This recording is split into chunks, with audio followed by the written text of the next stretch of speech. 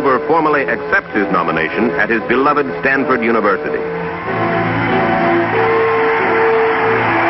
Although quiet, reserved, totally inexperienced in partisan battling, Herbert Hoover becomes the idol of millions of voters.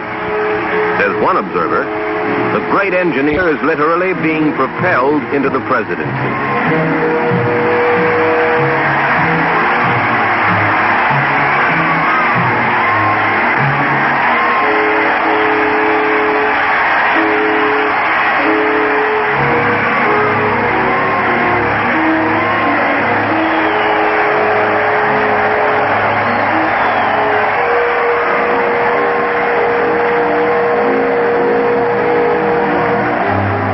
Landslide vote for Hoover is the greatest in the history of national elections.